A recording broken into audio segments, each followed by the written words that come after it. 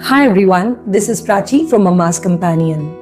I often meet mothers who have had cesarean section and they face difficulties in breastfeeding their babies. So in this video, let me talk about the impact of cesarean on breastfeeding and what all you can do to overcome the challenges. So let's talk about the impact first. So as you would know, cesarean involves more medication and interventions. Due to this, it takes time for the mature milk to flow in. Generally, this milk comes after 3 and 4 days, but in case of cesarean, it may take up till 6 days for the mature milk to come in. Mature milk is the milk that comes after the colostrum. Number 2. As these medicines enter your baby's system also, it takes 7 days or more for these medicines to flush out from your baby's body.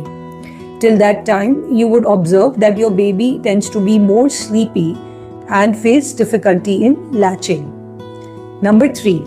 Because of the medicines that are given to you through IV, you might feel engorgement issues in your breast. And when there is engorgement, latch issues again come up. So now, what all you can do to overcome these challenges? Rule number 1. Breastfeed your baby as soon as you can after delivery and breastfeed as often as possible. So please take the pump to the hospital so that you can plan pumping your colostrum after your baby's birth. You would be surprised to know that you can even pump your colostrum before your baby's birth. So when your cesarean is planned, try to start pumping 3 to 4 days prior to the surgery. You can put this pumped colostrum in the freezer, and when you're in the hospital, you can just thaw it and give it to your baby with the help of syringe, cup, pallada or eyedropper. Please avoid using bottles as your baby can face latch issues later on due to the nipple confusion. And you can also learn the hand expression technique in case you do not have a pump. So let me tell you the hand expression technique in this video. So I have this breast model with me. For the hand expression, I need to use my thumb and my index finger. Now I put the thumb and the index finger around the areola, which is around 1.5 inches away from the nipple. I press it against the chest. So I press it backwards.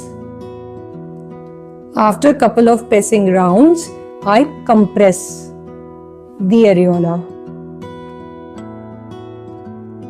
Here I am trying to bring the milk forth towards the nipple. After this, I release the milk from the nipple. Okay. Now your baby's size is that of your baby's stomach size is that of the marble or a cherry in the initial days. So during pumping or hand expression, you can expect about 5 to 7 ml of milk, which is sufficient to feed your baby per session. So now that you've understood the hand expression technique, let me tell you how you have to hold your baby for the breastfeeding. Because you will have incision here and they will be painful, you cannot hold your baby in the cradle hold or cross cradle hold, right? So you will need to hold your baby in the football hold or a clutch hold. For this, I can use my forearm and my palm. My forearm will support my baby's body and my palm will support the baby's head and neck. And I hold the baby on the side. And this hand is free, which I'll be using to make a C shape for my breast. And I hold the baby like this for the breastfeeding.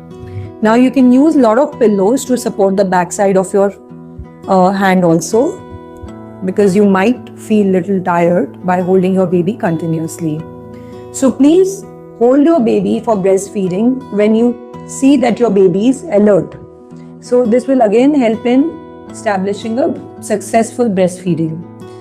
So please avoid resorting to bottle or formula milk, because when you try consistently, you should be able to take out that much of colostrum for your baby. And if you start giving formula in the first 2 days, you may experience breastfeeding issues later on.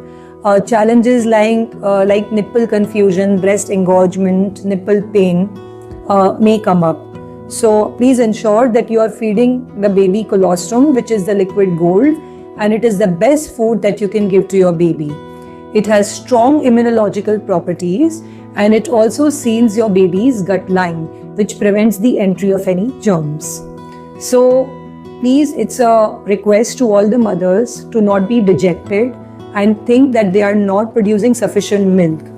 Because if you are patient, consistent, and strong during this time, you are ensuring that you are successfully establishing your nursing relationship with your baby and overcome future challenges.